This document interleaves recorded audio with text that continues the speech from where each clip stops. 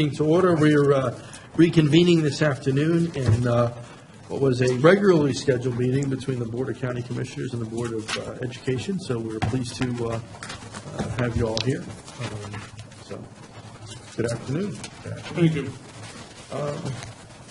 I guess, probably a good place to start is, I don't know if you want to summarize some thoughts from last night. I mean, obviously, we're on the heels of your meeting, your recommendations, the action the board took to put the recommendations out for public comment. I think we just have some questions, some general discussion.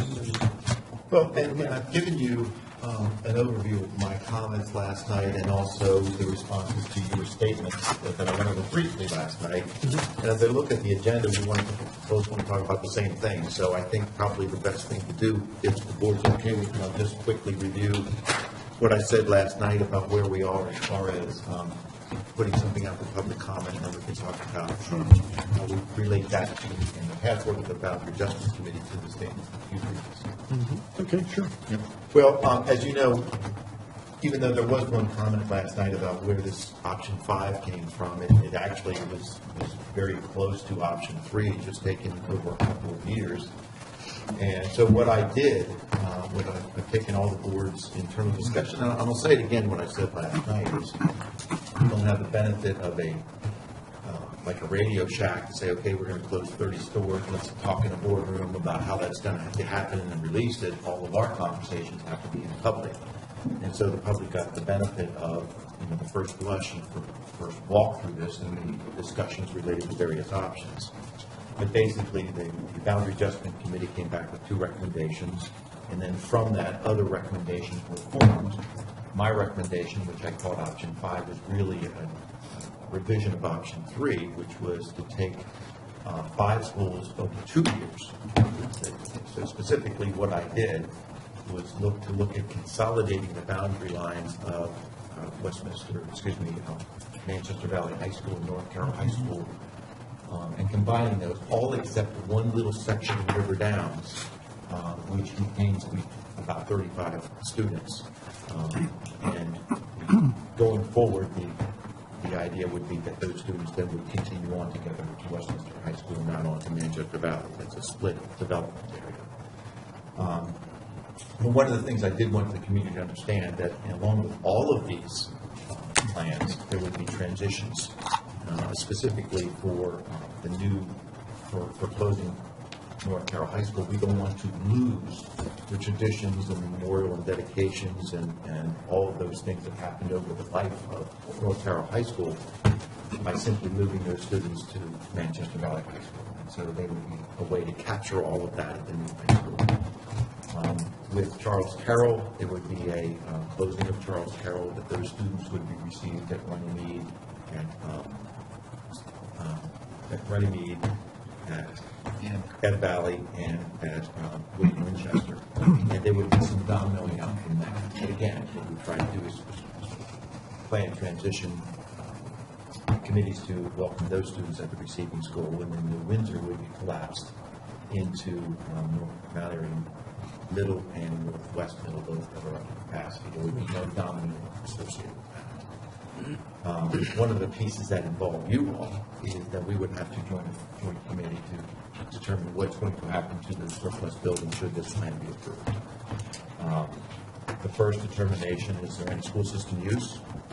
If not, then the way the process is, they would be turned over to the county for your use or surplus or disposal or disposition, however you deem necessary. The second year, the 17-18, the Boundary Adjustment Committee would continue. We're going to talk about with the board about some adjustments to the composition of the committee, but with the idea of county-wide redistricting in some form, and also identifying additional schools that are slated for closure.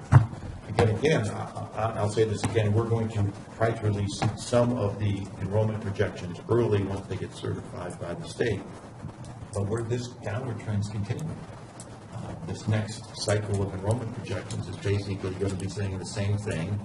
My guess is it's going to look even deeper and further to employee decreases, student decreases And the reason is, at least in the affected schools, and what I'm looking at is September 30 enrollments, we're less than projection. A lot of those schools that are affected by the closures or potential closures and boundary line adjustments. We're deeper and less students showed up than we actually projected. It's going to take a major event to turn that around. And we don't see anything in the future to have that happen. So that, in a nutshell, is what we're putting out for public comment. It took us months to get there through open discussion and dialogue with the Board of Education.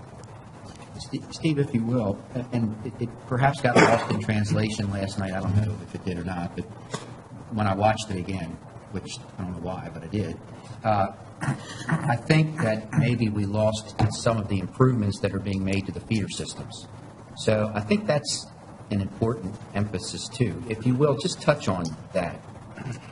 Yeah, one of the things, especially with, and I will say, the three schools, even though they're not at the lowest capacity as related to the total capacity of the school, they're the lowest enrolled students we have. North Carroll has the lowest high school enrollment.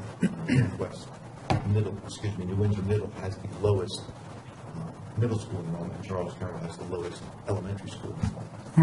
And as a result of that, there's certain inefficiencies within the building. If at Charles Carroll, for instance, there's 27 students in a section, that divides into a class of 13 and 14. Now, our normal class for kindergarten or first grade or second grade is in the 20s. So there's an inefficiency there. And there's really no research to say that classes of 13 or 14 have any better achievement. Those students coming out of class that size have any better achievement than students 20 or 21 in an elementary class. And also, resources available at that school are less than those at other, say, at William Winchester with 600 students. It also pushes up our cost. It pushes up our cost, exactly. At North Carroll High School, one of the challenges we have with both North Carroll High School and Manchester Valley High School is that we have the inability to offer some required courses every year. We have to offer them every other year, or we shuttle students back and forth from school to school. There was a problem hiring teachers on a part-time basis to provide upper levels in foreign language at those schools. And so some of those things are lost on the instructional and education side. And Steve, I want to add, these things are lost on the public too sometimes, because many in the public believe that doing this is hurting the quality of education. But to summarize what you just said, fixing these issues will improve the quality of education for the children that are in these schools. Right, exactly. Last night, you went down, we gave you some thoughts of ours on this whole process, and you went through the first 5, and one about concerted effort to reap additional operating and personnel efficiencies as part of the closing and redistricting process. You kind of got away from that, and that may not have been the focus of your meeting, but could you address?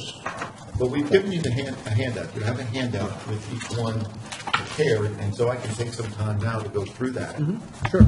One of the first one on the list is proposals that extend the consolidation process over multiple years. I did address that, but I'll repeat it again. Yes, it does. It continues that anxiety.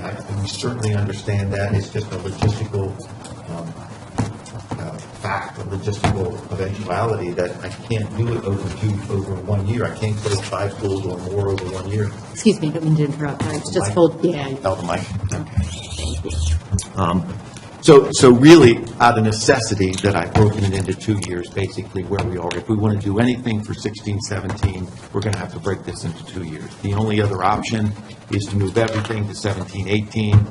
But I think that would create more anxiety and continue the anxiety of most of our county to say, okay, we're not going to do anything until 17, 18. The other issue is...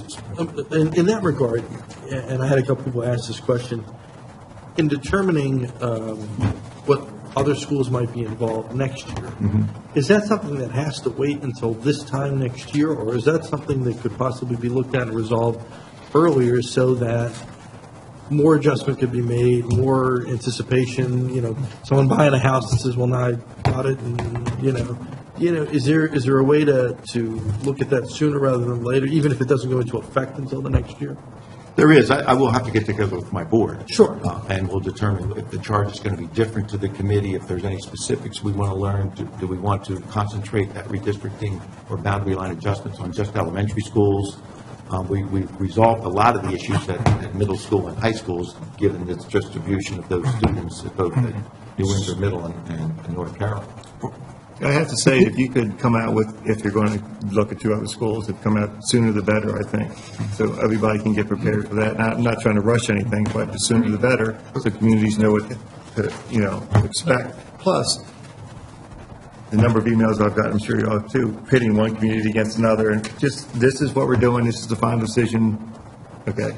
So you're not putting one elementary school group of parents against another and giving, it was very divisive. I didn't enjoy it at all. I'm sure you didn't either. People are asking me how to interpret this, and I said I'm not quite sure, because they're saying, well, does this mean that Mount Airy Elementary and Sandy Mount are no longer on the chopping block, or does it just mean, does this mean the process goes wide open again? I would answer that by saying I need to get back to see if there's any specific charges my board wants to give the Boundary Adjustment Committee before I can answer that. Right now, nothing's off the table, but we may be able to get to where you've suggested, is to try to eliminate some of that. If it's just elementary schools, what specific charges is the committee going to get to from the board to look at just specific schools, specific areas? We still have an issue with Piney Ridge being overcrowded, so that has to be balanced. And so what we want to also try to do is take a look at, elementary schools have to be a focus, whether we're going to end up with Sandy Mount or Mount Airy, I don't know. So it's still TBD? TBD. Okay. Did you?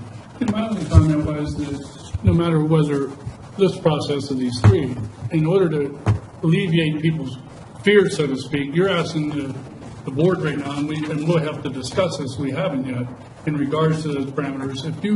The sooner the process, Mr. Guthrie gave us a timetable in his proposal, that the schools in his proposal would close September, the other 2 would be determined in the process between now and the following year, basically the following September, whatever those schools may be.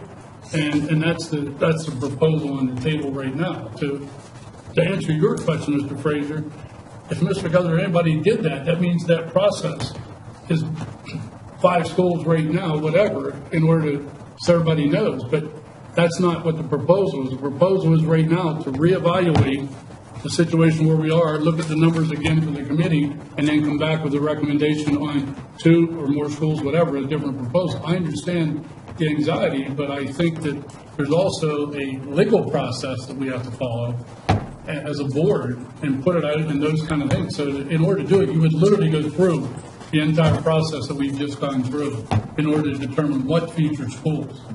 So that's not the proposal on the table right now. I understand it's not, that's why I brought it up. But I'm also thinking, you've already looked at all the schools, you've looked at all the populations, you've looked at all that already, so it's not like starting over from scratch. You've already got 90% of the information there, so therefore I would think it would be easier to come up with the next 2 schools. Maybe you can't come up with it as quickly as I would like, but quicker than what your timetable is right now. I think you're right in a sense that we've done a lot of the legwork. No matter which direction the committee gets, a lot of that legwork is done. What we really have to do is pull back and meet with the board, and again, in public, is determine if there is any other specific direction in the chart the board wants to give the BAC. But your primary reason for the 2 years had more to do with the operations and the implementation of it, not so much the length of time to determine necessarily what the next 2 might need to be. Right. And the other piece I don't want to lose is staffing. Right. There's going to be a lot of staff shuffling, and I certainly, as I said last night, it's not my desire to lay off dozens of people. Oh, yeah. I can get rid of positions, but I don't want to get rid of people. And so that allows natural attrition to pick up some of those displaced staff and positions. I did cover the comprehensive wide redistricting. That's certainly not lost. That will just occur in the second part of that. How the form that's going to take is not yet to be determined. We could concentrate across all schools. But I will tell you, a lot of the imbalances are going to be corrected at the secondary level with the distribution of North Carroll High School students and also New Windsor Middle School students. Grade levels, I'll spend a little bit of time on that. We did last night as well. we as a board and the superintendent and its recommendations from staff is to have a facility drive an instructional process, an educational system is not our desired effect. And I said last night, and I'll repeat it again, is that schools today are designed for a specific population. If we were designing, for instance, we brought you a K through 8 school proposal, which didn't ultimately make it to the funding level. But that was a different set of standards, that we would be building a school specific to those standards. To take Winters Mill or to take another school and change it into a different grade level or configuration without any modification would inherently lead to inefficiencies within the building. But it could be done. We could do it, but again, as I said with Winters Mill, we'd have 43,000 square feet of empty, unused, and space. You'd have 700-plus kids in a school that was built for 1,290 high school students in an academy model. You can't just, you can do it, but you don't gain anything from doing it. I mean, a lot of was talked about last night about capital savings, and I'll say the same thing I said before. You don't realize capital savings unless you have capital money to save. The commissioners haven't funded modernizations. We've been funding systemic renovations, so I can't say that we saved $47 million that we didn't receive or don't intend to receive. It's a sustained avoidance rather than a reduction. But here's the other piece. The East Middle School was renovated in 1975. North Carroll High School was built in 1976. They're relatively the same era of needing modernizations. I take East Middle off, North Carroll comes in, which would be a more elaborate and more costly modernization. What do I say to parents that ask me, well, why didn't you recommend shutting down East Middle and keeping New Windsor open? Well, the committee looked at that. And if you kept New Windsor open and closed East Middle, you're distributing over 700 students whose core is the Westminster area. We could do it. It would be more costly with education, according to the BAC analysis, and we would fill up every other middle school that we have. All the 8 other middle schools would be filled to almost capacity, so there'd be no room for growth anywhere in the county at the middle school level, which is actually one of your concerns expressed in your statements. Because New Windsor's smaller than East Middle?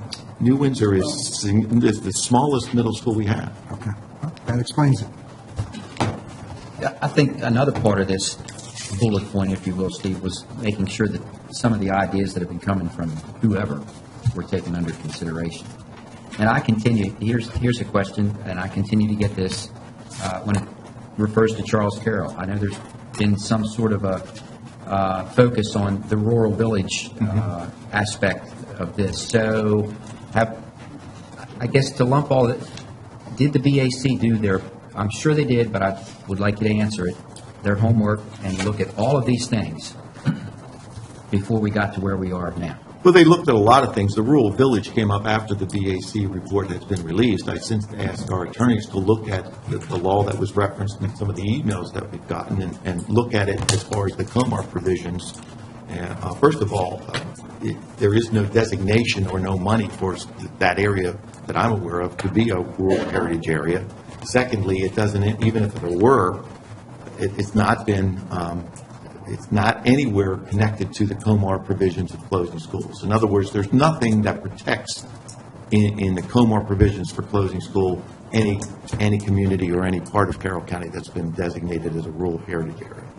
So it simply isn't a factor in the closing of schools. It doesn't protect it from being closed, but is there a funding thing for a rebuild of a school or not?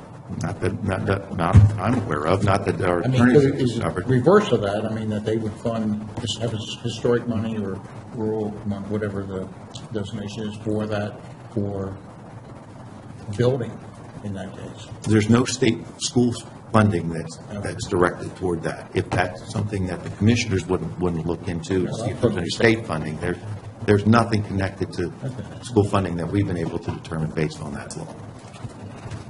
I mean, one of the arguments that I keep hearing over and over again is, Commissioner, if we close a school that's like East Middle, or William Winchester. It has very little economic effect on the surrounding business community, but the concern is that closing a school in a place like New Windsor or Hampstead has a greater impact on the coattails effect on the economy there. Well, all of that is speculative. I don't think anybody, I mean, I know people are pointing to studies and this and that. I've talked to several experts in the field, and they've not been able to say with specific certainty that there's an economic downturn in any community that closes a school unless it was headed that way anyway. It's just one of those connected events. I would say that the businesses that I've heard of in Westminster would disagree with that. They're just as concerned about losing business if they lose East Middle as any other part of the town. So all businesses are saying the same thing. I would also say that there was considerable input last night about different plans that have been submitted. Specifically, one of the plans talked about closing both East and West and moving 1,200 students to Winters Mill to fill up the school. Well, that plan doesn't have a basic understanding of the difference between a functional capacity and a state-rated capacity. And let me just take a minute and talk about that. The state-rated capacity of Winters Mill High School is 1,294 high school students. That is calculated differently than a middle school capacity. If we would put, even though there would be 43,000 square feet of unused space at Winters Mill, it would still be at 92% of capacity with 700 plus middle school students from East Middle. So it would be at 92% of capacity with that number of students. You couldn't put 1,200 middle school students in there without renovating the interior of the building. And that's a cost that's not anticipated. Now, how is local rated capacity compared to state rated capacity? At the middle school level, it's about 7 to 8% less students in the middle school than the state rated capacity. But elementary and high are still state capacity. And a middle school is the only one that we've adopted as a local capacity, which we call functional capacity. And by the way, the commissioners, a past panel of commissioners have adopted that as well, as how we calculate capacity at middle school. Because I looked at Charlotte was built using local capacity, and yet we use state rated capacity and everything, so we need that. We not for funding, we get funding on state rated capacity. Right. We build schools for local capacity, and so local capacity, which is functional capacity, costs us a little more locally because they only fund on state rated capacity. And that was another, I brought up last night, we were talking about our middle school model, and the reason we use our local capacity is because of our middle school model, and, we were talking about the benefits of using that model and how we don't want to change our facilities to negatively impact instruction, so. And then the other thing with combining East and West, even if you enlarge Winters Mill, but we have said, our best size for middle school is 750. So it'll be close to double what we believe is the best learning environment for middle school.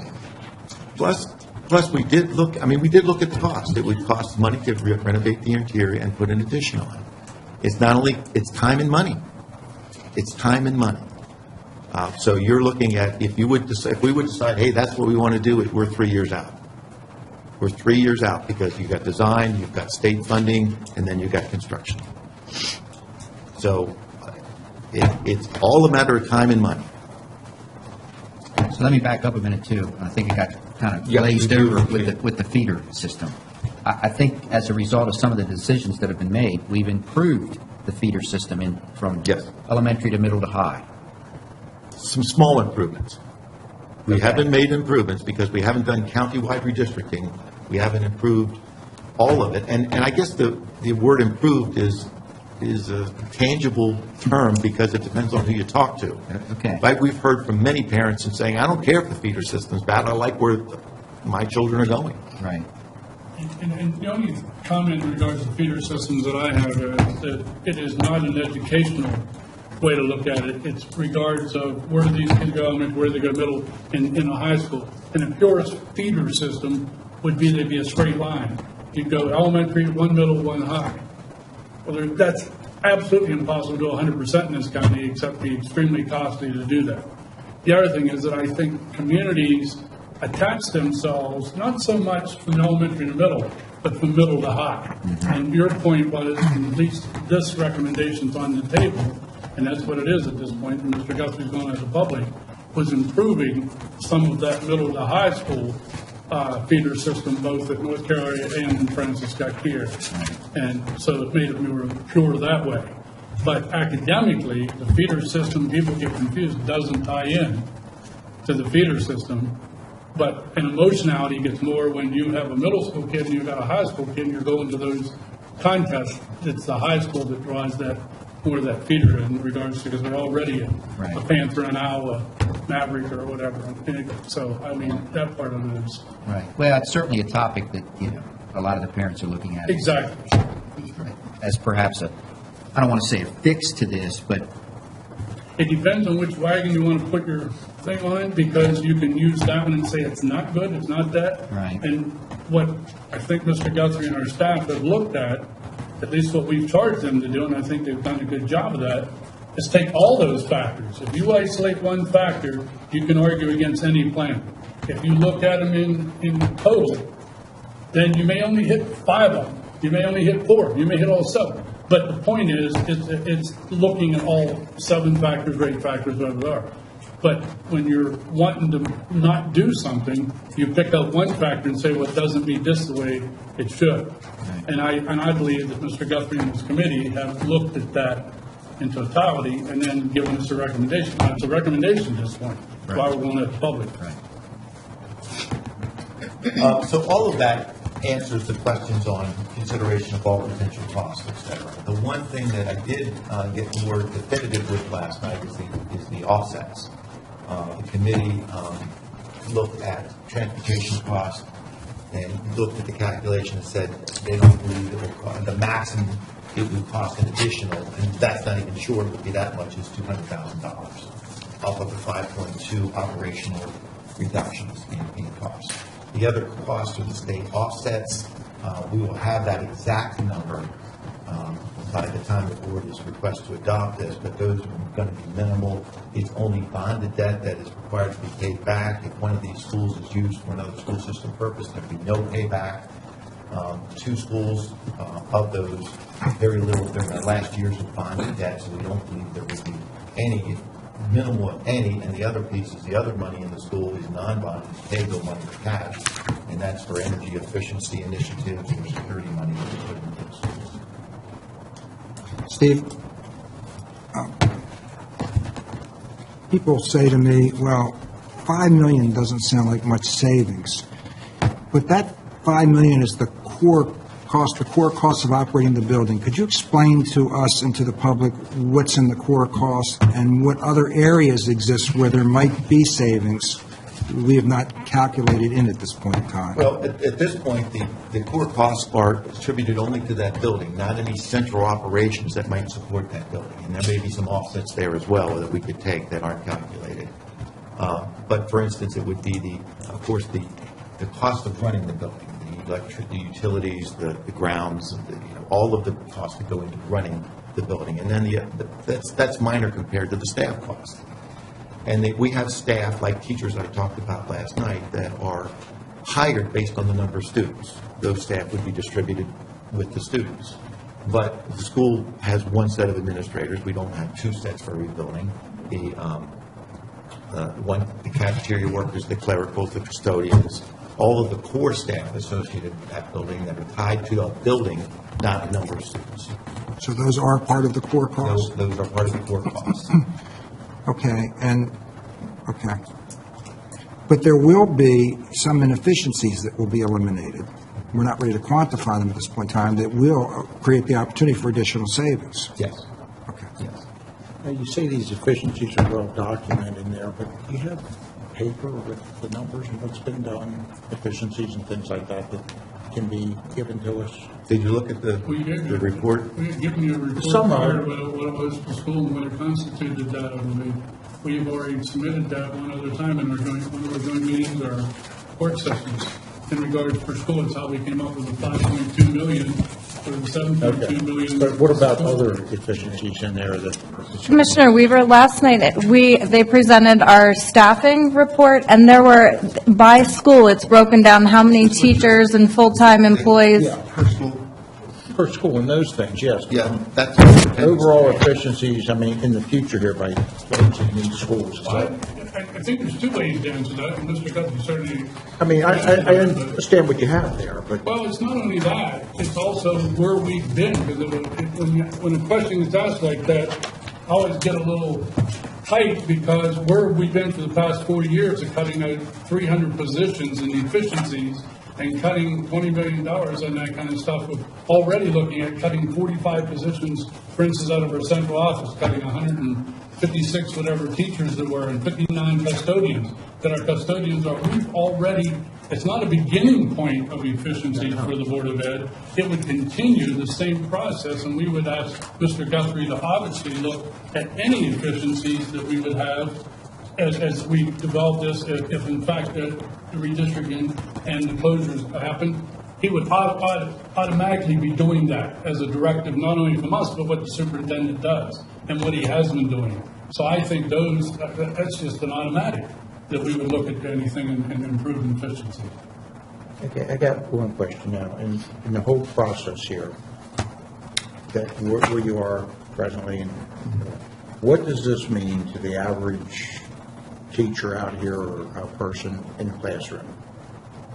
What is this going to equate to that classroom personnel or teacher out here from what you're going through, everything? How is it in your, I don't want to discuss negotiations or anything, but how is this going to equate this next year to that classroom teacher?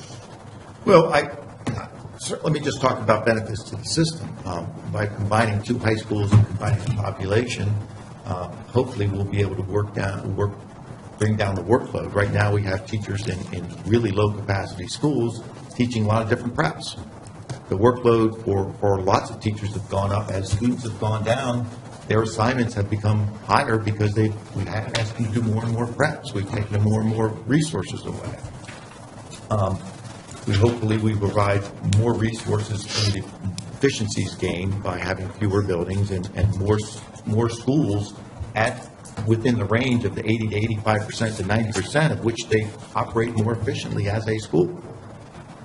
It is a part of a plan, as you know, that we've developed a partnership combined with increased local revenue, decreased operational cost, and stopping the state decreases as a way to generate more discretionary revenue to try to get to raises, to try to get to competitive raises.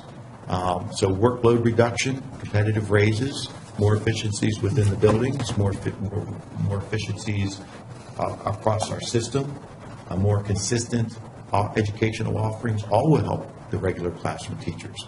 But what I still need to do, and what this plan isn't addressing yet, is I still need to hire more staff to address some of the shortfalls that we have.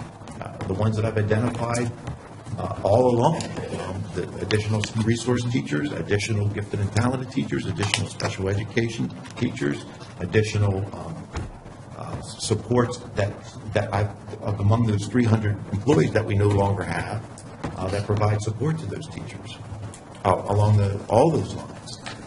Now, can that be delayed a year, It might be delayed a year. the hiring of those positions for efficiency, or are they critical positions at this point? We haven't been able to hire them. Well, I've been asking for them since 2010, so the combined goal of both our boards is employee compensation.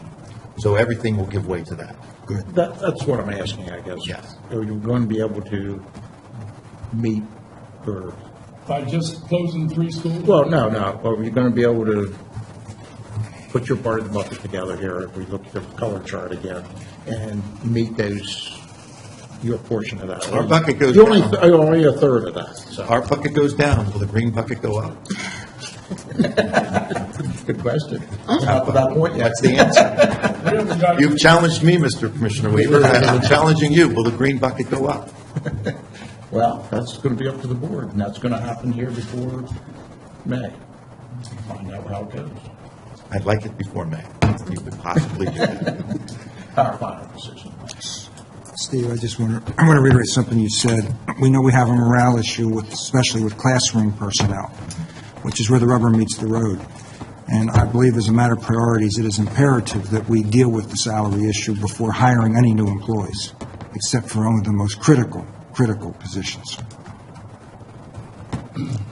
I don't think you were suggesting that you're going to save this money and then go out and hire any more No, I didn't teachers. I say mean, that. that's not, I was affirming, making sure Right. you understood that we... I'm not planning to add staff until the Right, compensation issue. right. And the fact that... The position though of the Board of Education and the superintendent as to what we were elected to do and what we've hired the superintendent to do. Because when you ask a specific question like that, to not do something, I think it crosses over that professional line, that professional ethics at that point, that this is our job to do. And I'm sorry, but I think there are certain things that are Board of Ed functionality, our responsibilities, and what we direct the superintendent to do. And we've been elected to do that. And under the law, we have certain needs to do, and that's to advocate for our students, advocate for funding, but we make those kinds of decisions. And I don't want to put Mr. Guthrie in a position to respond to a particular question as to this is how this will go, because he builds the budget, we approve it, we submit it out to you all in regards to that in the state, and that's the process. So I just want to not get into Mr. Guthrie starting to negotiate basically with the county commissioners on what our function is to do and what his function is. And that's why this sentence on the last paragraph here is written that I'd like to call attention to for a minute if I can, because it sort of summarizes what I just said, and I'll actually read it for the public's benefit. Continued commitment to education funding plan. The Board of Education does look forward to continuing our work with the commissioners to develop a plan for appropriate funding for public education. The Board of Education is elected to make the policy and governance decisions that allow Carroll County Public Schools to provide the best possible educational system for our students. The commissioners are elected to provide adequate funding for our public education system. We have begun important work together over the past few months to align these two charges and look forward to developing a funding plan. And that kind of puts it in perspective for me and for our board as to your role and our role, and we certainly appreciate the dialogue, but it almost appears that we're having another public hearing with public speakers coming up and questioning that. And open dialogue is wonderful, but I really ask you to professionally respect our positions as we go through this dialogue. Well, Jim, I want to respond to that because I think it was directed at me. First off, No, certainly your analysis of who owns what responsibilities is correct, okay? But there's a but, and it's a big one, okay? We're going through a very difficult process. The purpose of this process, let's not play games with ourselves, okay? The purpose of this process is to try to solve a critical problem which has evolved, and that's salaries for classroom personnel. Now, Mr. Guthrie's going to have to make some other he makes many very difficult decisions, and he makes them well, I might add. But many of them are judgment calls. Many of them involve setting priorities. And I think it's perfectly appropriate for the Board of Commissioners to weigh in with an affirming statement to the effect of taking care of the salary issue first before hiring new employees would seem to be the right thing to do. I respect your comments. That is your domain. But if we're going to have dialogue, we can't start censoring what we say to each other. Commissioner Rothschild, we have said since our board has come in, the five of us here, our number one priority is employee compensation. That has not changed. We've said it at every board meeting, at every public work session. This board's number one priority is employee compensation. Fair enough. So. Thank you, Devin. Thank you, Jim. And I think, and ours is too. And so I think the idea of what we put out last week, was it last week? It was last week. The days are just Sort of run together now, right? I remember it well. Yeah. I think it's to probably walk a fairly fine line, and it is a fine line. I mean, there's no question about it. We don't spend money on anything without asking a lot of questions. And in fact, if you ever look at when we're buying a tractor or a pickup truck, we ask a lot of questions. And so the questions, I think, are probably fair. And in fact, I think we talked about this a little bit. Maybe it was at one of our committee meetings, or maybe it was the last joint meeting. we have kind of a unique situation in that we're elected by districts. You guys are elected at large across the county. And we always try to make sure that on our side of what we do as a Board of Commissioners is we try to raise issues by district, by what we hear out in the public, what people expect us to be responsive to, and then look to overall come up with the best solutions for the county as a whole. And I think over the last few years, we've been very successful about not making very parochial decisions. In that, though, there's sort of an expectation that when we go out to, a town meeting, or we have our folks together for anything, it could be a school function, or it could be a veterans function, or whatever, there's a certain element of, are you listening to what our concerns are? Are you involved in the process? We know you guys are involved in the funding. So I think right now where we see our role is really two things. At least this is my interpretation of what we've done in that regard. One is when we're hearing things consistently, not that you're not, but that we make sure that people know that we are passing those concerns along. Not requirements, not conditions, not, us doing your job, but this is what we're hearing. The second is we have an obligation to say, okay, at the end of the day, anything we fund, large or small, we got to make sure that we're having some sort of a discussion about what we're trying to get out of what it is that we're funding. And so I think, again, whether it's a piece of equipment that we buy, we say, okay, taxpayer dollars are going into this. What are we expecting out of it? We're expecting it to be able to do X. Because, as soon as sort of the spotlight comes off of, or maybe not off of, but shifts a little bit from all of the decisions you're making, it shifts really over to our budget process and what we're doing. And so I think the idea is that we also want to make sure that if something seemed like it was part of the problem that was raised, you got to get more money for teachers, attraction and retention, teachers at certain stages of their career, those kinds of things. I think we have to ask, not tell you what to do, but say, are we going down the path that's going to get us to solve the kinds of problems that we're raising? And so I think that's where I see more of where we are. And really, and we haven't built the triangular table yet, but I think it's coming. We have to borrow Mount Airy's. Because I thought Mr. Guthrie did an excellent job last night of articulating something that has been hard to articulate without making it seem like we're trying to blame somebody or to be critical. But you mentioned last night that since 2009, state funding for our school system, and we understand there's a formula, we understand there's a process, but has actually gone down, $8.5 million. From that same fiscal year, funding from the commissioners has gone up about $9 million.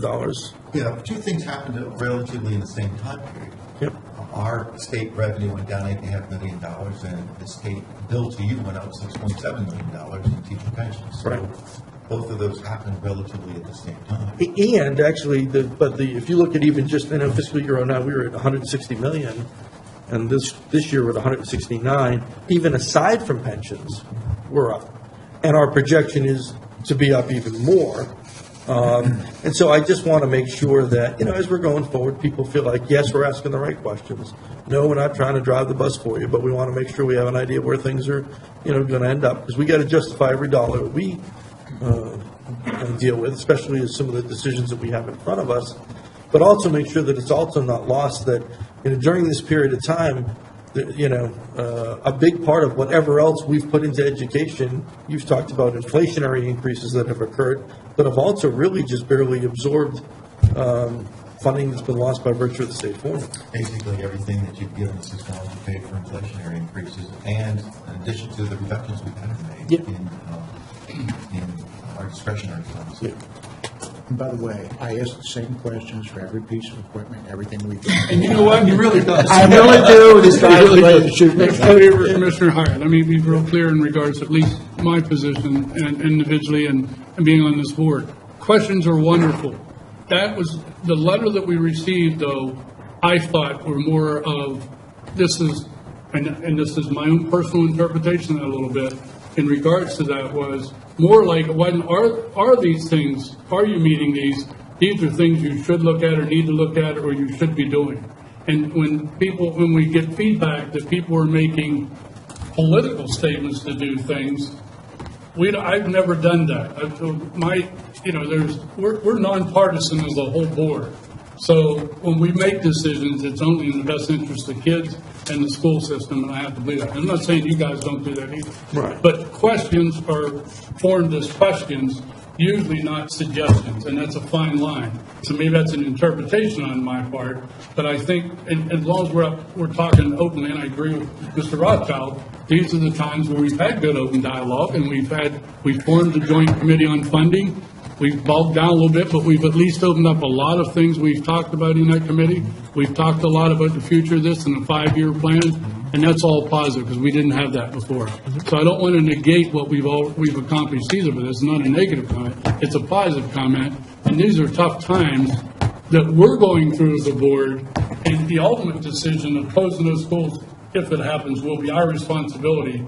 And it's real hard when the funding source on the other side is possibly questioning that either ethically or professionally or whatever. It's one thing to question, are you doing this? What did you do? It's another to sort of substitute your vote for that in some way. And I don't know you've done that, but that's a cautionary kind of thing that I'm looking for in this whole process. Because at the end result, I would like to believe that both boards are going to do what's best for the citizens and the kids of Carroll County. Yeah, no, I don't think there's any question that that's the intent. I think, and I think if you look at the language that was used, like I said, these were not conditions at all. Although when you do get money from the state, they write chapter and verse. They tell you where to put stuff, how much of it to put, where to put it. It's so no. When we build the school, whether they contribute or not, they tell us what has to go in it. So it's not something. State standards and federal. Well, there's lots of standards, but as clearly a bigger funding source to weigh in and say things like the citizens are wanting to make sure that if they've thrown out an option, it went through some process to say, hey, we're assuming that if something needed, something was out there as an alternative, it was vetted. I don't think it's any different than when we have the highest regard for our professionals in this building as well, when they come before us and we say, you're bringing us this bid, to vote on, is this a vendor we've used before? Is this someone we do the same thing. Yeah, so again, really what we're trying to make sure of is that, because like you said, at the end of the day, if we're gonna make the decision to not only fund, but fund at a higher and higher level and stretch what we're doing, we got to be able to say to the community collectively, we all have this obligation, right, that we've gotten ourselves to the point where we're in fighting range of being able to tackle this problem. Because at the end of the day, I do believe that's the expectation. And so that's why we think these things run so closely together. Okay. So, And yes, we've received up to about 3,000 emails now, some specific plans. Sure. All of those have been looked at. In fact, one of the option 4 came from the community. There's a 4-page report on our website about that. We've looked at all the capital schools. I mean, everything that the board basically asked us the same 2 work questions. sessions. All of these questions have been vetted through the board as well. and so, yeah, and again, it wasn't intended to be this is a list of things we don't think you have done. What it was really intended to be is this is a list of things that we're hearing from the community that we want, they want to make sure that we have asked the question. I appreciate that explanation. Yeah. Thank you. Now, where we are in the process, and just to make sure, and Mr. Doolin has said it several times, the board has not made a decision. Right. The board has simply authorized public hearings, which will be December 1st and 3rd. The plan is to come back right now to the December 9th meeting with my final recommendation for implementation. After that, we go through a state process, because these are state buildings as well. The state superintendent has to be involved, as well as the Board of Public Works.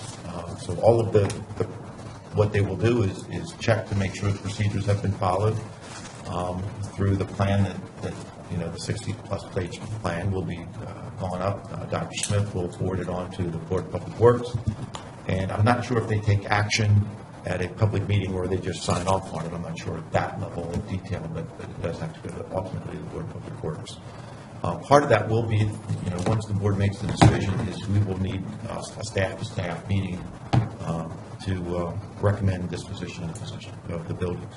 So, and I'm sorry, give me that date again. You have to do what by when?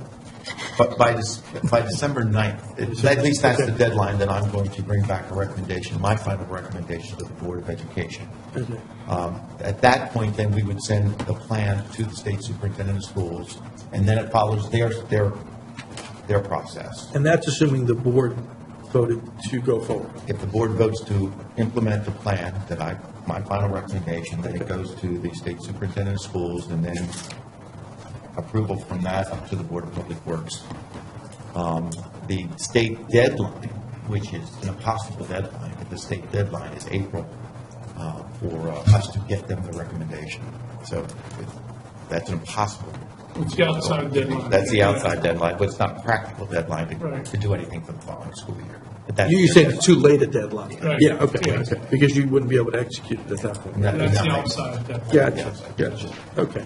So I guess from the standpoint of us starting to work on things on our side, which, I mean, some of those things are in the works already, we would have a sense of kind of where things are going, presumably sometime in December. That's what the board chose to do. Right, so we would basically first have to determine if there's any school system use for any surplus building. That's the first thing. We need a building for any buildings, and then we would talk about surplus to the county. The county essentially would own the buildings after that point. But when the Building county, grounds and buildings. when the county owns the buildings, you said the state wants to know what we're going to do with those buildings? That's part of the plan we would submit. Do they need it? I mean, how specific do they get with Not that? real specific. Because that's awful quick to come up Because with. Union Bridge sat empty for a long time, the old Hampstead Elementary sat empty for a long time. I mean, I've The got old some Hampstead ideas, sat but- empty. When the state looks at it, are they looking at it simply from a process standpoint, or are they actually weighing in from an evaluation of the quality of the decision? Process only, not Okay. substantive. Okay, so the process, okay. Could you clarify something for me, going back to the different middle school models? Is the use of the functional capacity a product of the fact we use a middle school rather than a junior high school model, or some other reasons? Exactly that. The middle Teaming school. approach. Okay, primarily. thank you. That's, I think we covered everything on this. Steve, I want to, Real quick, just from my standpoint, too, to address some of the things that you said here, Jim, I think we're in uncharted territory here, which goes a long way in saying, the amount of respect that all of us have for everyone that's been involved in this. So I think some of these came as a result of that, because I don't know that we've ever been to this place before in this county. This is unprecedented. And for all of you to be able to get to this point, To this volume. and I want to make sure that the public knows too, because I believe that's something that's getting lost in this whole process here, is the amount of work and the challenging decisions that not only lie ahead, but those that have already been made up to this point. So, that also, I think, brought some of these things, to the surface, if you will, to make sure that, we're all moving in the right direction. and I want to, Funding sources, I want Yeah, to, so I just, I think that kind of just says, here too. Hey, Commissioner Wentz, I completely agree with you. There are a lot of things that are happening in this county that the public have never seen. For example, the joint meetings between us, the joint funding meetings between us. These are unheard of. So for us to get to this point and, the decisions that are made and us working closely together is a big surprise to the public. well, I think there's a stronger statement that needs, there's a stronger statement that needs to be made in defense of every member of the Board of Education, and that's that, I want the public to know that there is no political upside in this for any member of the Board of Education or the superintendent. There is no political upside.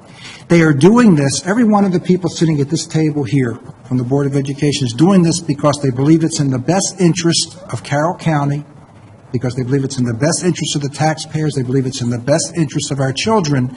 They're not doing it for any personal reason. They get no benefit personally, nothing but heartache, nothing but aggravation, but they're putting the best interest of our county ahead of themselves. And every member of the public needs to know that when they talk to the members of our Board of Education superintendent.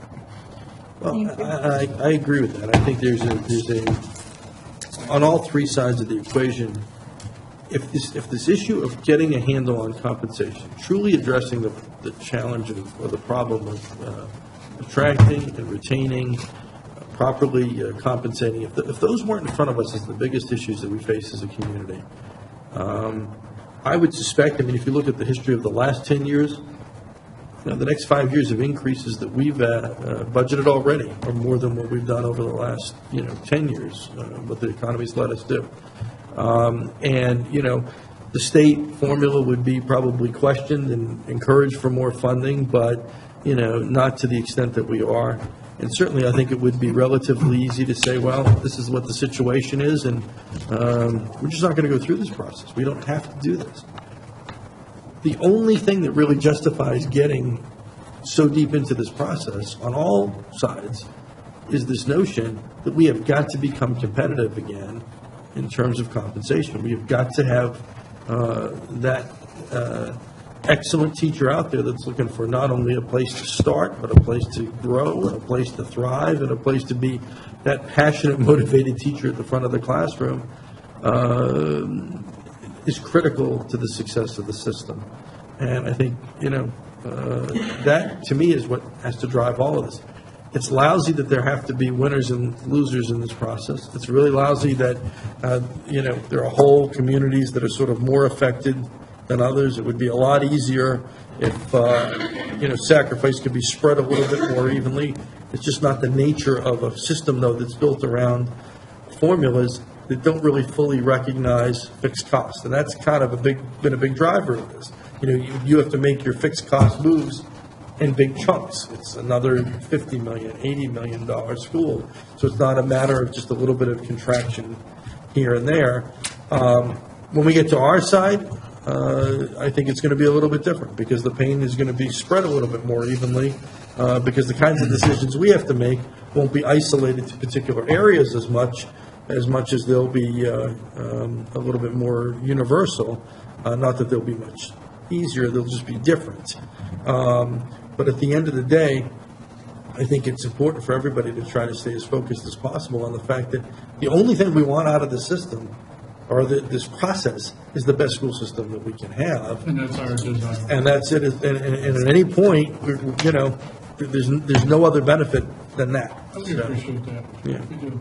Appreciate the dialogue today as well. And I appreciate the support that we get from our commissioners. And I thank you for that statement, Commissioner Ruffeld. You're welcome, Bob. Thank you for what you're doing. One other issue comes on, and it's a difficult one. No comment is necessary. I know it creates an uncomfortable situation for you right now. But as we free up dollars and they're available for salary increases, you already know this already. The rubber meets the road in the classroom. And to the extent it's possible, we need to try to focus as many dollars as possible on our classroom personnel. What we've said all along, we appreciate this. Thank you. Nothing else? We good? All right, we just need a motion to adjourn on our side. So moved. Second. All in favor? Aye. Thank you. Thank you very much. Thank you.